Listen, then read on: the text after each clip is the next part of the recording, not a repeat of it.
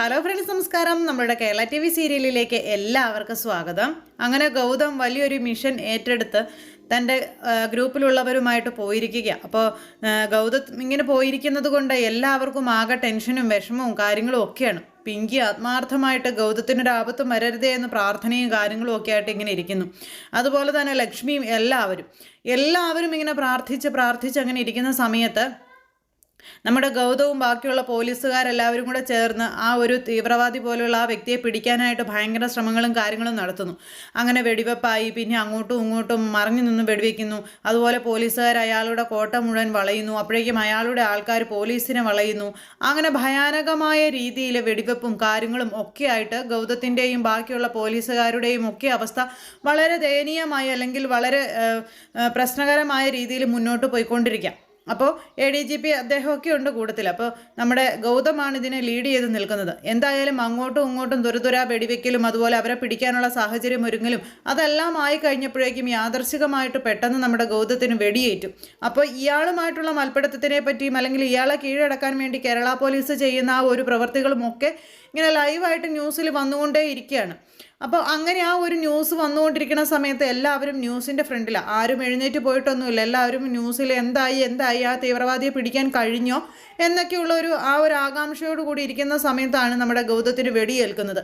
അങ്ങനെ ഗൗതത്തിന് വെടിയേറ്റത് കൃത്യമായി പറഞ്ഞു കഴിഞ്ഞിട്ടുണ്ടെങ്കിൽ നെഞ്ചിൻ്റെ ആ ഒരു ഭാഗത്തായതുകൊണ്ട് തന്നെ ഗൗതം വേഗം തന്നെ വീണു.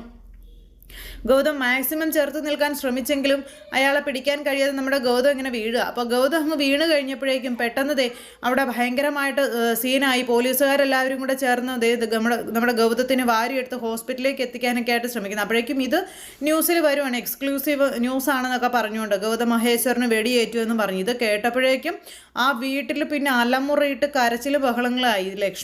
ലക്ഷ്മി ഭയങ്കരമായിട്ട് ഇങ്ങനെ ആ ഒരു ഇതിലിങ്ങനെ സങ്കടപ്പെട്ട് ഇങ്ങനെ നിൽക്കുകയാണ്. എന്നിട്ട് വാവിട്ട് കരയും, എൻ്റെ മോൻ എന്താ പറ്റിയതെന്ന് ചോദിച്ചുകൊണ്ട് ഭയങ്കരമായിട്ടിത്. അപ്പോഴേക്കും അവിടെ എല്ലാവരും നെഞ്ചത്തടി നിലവിളിയും കാര്യങ്ങളൊക്കെ ആയി. വല്യമ്മയ്ക്കും അതുപോലെ എല്ലാവർക്കും ആകെ പേടിയും വിഷമവും ടെൻഷനും ഒക്കെ ആയി. അപ്പോഴേക്കും എല്ലാം തകർന്ന് എല്ലാം കൈവിട്ട് പോയതുപോലെ പിങ്കി അവിടെ ഇങ്ങനെ കരഞ്ഞ് നിലവിളിച്ചിങ്ങനെ നിൽക്കുന്നു. താൻ പേടിച്ചത് തന്നെ സംഭവിച്ചു. ഗൗതത്തിന് ആ ഒരു ആപത്ത് വന്നെത്തി കഴിഞ്ഞു എന്നുള്ള തിരിച്ചറിവിൽ അങ്ങനെ പിങ്കിയും തളർന്നിരിക്കുക. അപ്പോഴേക്കും പിന്നെ നമ്മുടെ ലക്ഷ്മി ബോധം കെട്ട് വീഴുന്നു. ലക്ഷ്മിക്ക് പിന്നെ ഇങ്ങനെ എൻ്റെ മോനൊന്നും പറ്റില്ല, എൻ്റെ മോനൊന്നും പറ്റരുതേ എന്നും പറഞ്ഞുകൊണ്ട് ഇങ്ങനെ അബോധാവസ്ഥയിലും ലക്ഷ്മി ഇങ്ങനെ കരയുക.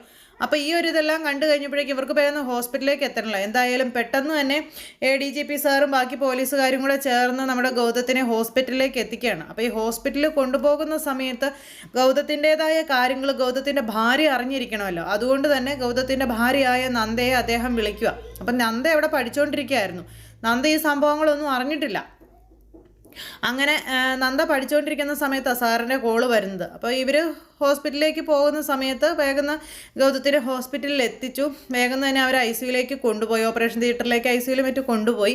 അങ്ങനെ അവിടെ കയറി കഴിഞ്ഞപ്പോഴാണ് ഈ സാറ് നന്ദയെ വിളിക്കുന്നത്. നന്ദയെ വിളിച്ചു. അപ്പോൾ സാറിൻ്റെ കോള് കണ്ടപ്പോഴേക്കും വേഗം തന്നെ നന്ദ ചാടി എടുത്തു കേട്ടോ. ഇപ്പോൾ എന്താ സാർ, എന്തിനാണ് വിളിച്ചത്, ഈ സമയത്ത് എന്തിനാണ് വിളിച്ചതെന്ന് ചോദിച്ചു. അപ്പോൾ ഒരു ബാഡ് ന്യൂസ് പറയാനാണ് വിളിച്ചതെന്നും പറഞ്ഞുകൊണ്ട് നന്ദയോട് കാര്യം പറയുക.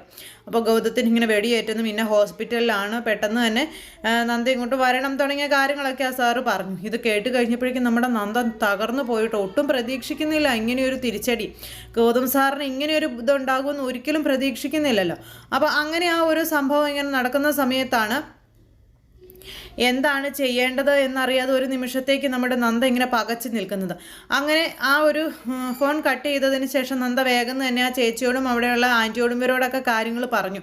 അങ്ങനെ ഓടിച്ചെന്ന് സാറിന് വെടിയേറ്റതും ഇപ്പം എനിക്ക് പോകണം എന്നുള്ള കാര്യവും പറഞ്ഞപ്പോൾ ആ ചേച്ചി, അതായത് നന്ദയെ സംരക്ഷിക്കുന്ന ആ പുള്ളിക്കാരി നന്ദയെ വിടാൻ തയ്യാറാകുന്നില്ല. നന്ദയോട് യാതൊരു മര്യാദയും സ്നേഹവും കാണിക്കാത്ത അവരുടെ അരികിലേക്ക് നന്ദ ഇനി പോകണ്ട എന്നുള്ള രീതിയിൽ തന്നെ സംസാരിക്കുക.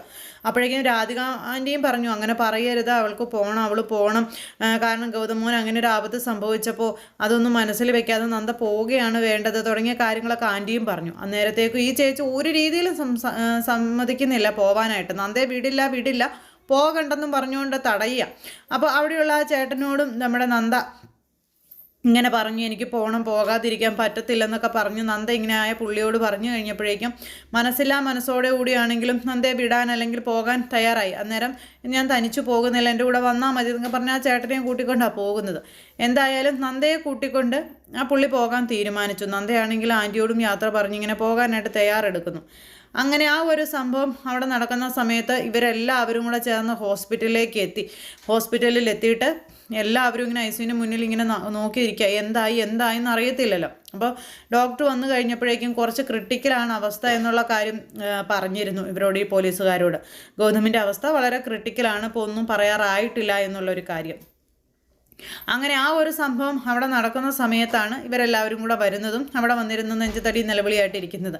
അങ്ങനെ വന്ന് നമ്മുടെ ലക്ഷ്മിയാണ് ഭയങ്കര കരച്ചിൽ. വന്ന പാടെ ഇവർ ഡോക്ടറോട് വിവരങ്ങളൊക്കെ ചോദിച്ചു. അപ്പോൾ ഡോക്ടർ ഗൗതത്തിനെ പറ്റിയുള്ള വിവരങ്ങളും കാര്യങ്ങളും ഒക്കെ പറയുകയും ചെയ്തു. അങ്ങനെ ആ ഒരു സംഭവങ്ങളും കാര്യങ്ങളും ഒക്കെ അവിടെ ഇങ്ങനെ നടക്കുന്നു.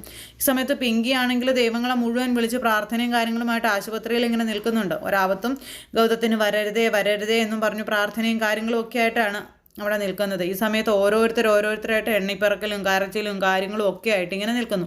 എൻ്റെ കുഞ്ഞിനൊന്നും വരരുതേ എന്നും പറഞ്ഞുകൊണ്ട്. ലക്ഷ്മി ആണെങ്കിൽ ഇങ്ങനെ ഒരു എന്താ പറയുന്നത്, തളർന്ന് തരിപ്പണമായി ഒരാളായിട്ട് അവിടെ ഇരിക്കുന്നുണ്ടെന്ന് മാത്രമേ ഉള്ളൂ. യാതൊരു ഇതും ഇല്ലാത്തൊരവസ്ഥയിൽ അങ്ങനെ ഇരിക്കുക. അങ്ങനെ ഈ ഒരു സമയത്താണ് നമ്മുടെ നന്ദ ഹോസ്പിറ്റലിലേക്ക് വരുന്നത്. നന്ദയാണെങ്കിൽ ഓടിപ്പിടിച്ച പുള്ളിക്കാരനെയും കൂട്ടിക്കൊണ്ട് ഇങ്ങോട്ട് വന്നു. അപ്പോഴേക്കും നന്ദ ഇങ്ങ് പോന്നു കഴിഞ്ഞപ്പോൾ നന്ദയെ വിട്ടതിൻ്റെ പേരിൽ രാധികാൻ്റിയോട് ആ ചേച്ചി നന്ദയെ വിടേണ്ട കാര്യമില്ലായിരുന്നു എന്നൊക്കെ പറഞ്ഞ് ഇങ്ങനെ സംസാരിച്ചു. അപ്പോൾ എത്രയൊക്കെയാണെന്ന് പറഞ്ഞാലും അങ്ങനെ വിടാതിരിക്കാൻ പറ്റുമോ എന്നൊക്കെ നമ്മുടെ ആൻറ്റിയും ചോദിക്കുന്നുണ്ടേ. അപ്പോൾ അങ്ങനെ ആ ഒരു സംഭവങ്ങളും കാര്യങ്ങളും അവിടെ ഇങ്ങനെ നടക്കുന്നേ. ഈ സമയത്ത് നമ്മുടെ നന്ദ ഹോസ്പിറ്റലിൽ വന്നു. നന്ദമോളെ കണ്ടപ്പോഴേക്കും പാതി ജീവൻ കിട്ടിയതുപോലെയായി ലക്ഷ്മിക്ക്. പക്ഷെ ബാക്കിയുള്ളവർക്ക് എല്ലാവർക്കും ഭയങ്കരമായിട്ട് കലിയാണ് വന്നത്. അപ്പോൾ പിങ്കിക്ക് നന്ദയെ കണ്ടപ്പോഴേക്കും ഇരട്ടി കലിപ്പ്. അവൾ എന്തിനാണ് ഇങ്ങോട്ട് വന്നത്, അവൾ ആരെ കാണാനാണ് ഇങ്ങോട്ട് വന്നത് എന്നൊക്കെയുള്ളൊരു മൈൻഡ്, ഒരു രീതി. അപ്പോൾ നമ്മുടെ നന്ദ വന്നിട്ട് അമ്മേ ഗൗതം സാറിന് എങ്ങനെയുണ്ടമ്മേ, എനിക്ക് ഗൗതം സാറിനെ ഒന്ന് കാണണം അമ്മേ എന്നൊക്കെ പറഞ്ഞുകൊണ്ട് ആ ഉള്ളിലെ സ്നേഹം കൊണ്ട് ഇങ്ങനെ പറയുമ്പോൾ നീ ആരെ കാണാൻ വന്നതാണെന്നും നീ എന്തിനു വന്നതാണെന്നൊക്കെ പിങ്കി അങ്ങ് കയറി ചോദിക്കുക. നിന്നെ ഒരു കാരണവശാലും ഞങ്ങൾ ഗൗതമിനെ കാണിക്കില്ല, അത് ഞങ്ങളുടെ കുടുംബത്തിൻ്റെ ഒരു വാശിയാണെന്നും പറഞ്ഞുകൊണ്ട് പിങ്കി ഇങ്ങനെ നന്ദയോട് പറയുന്നു.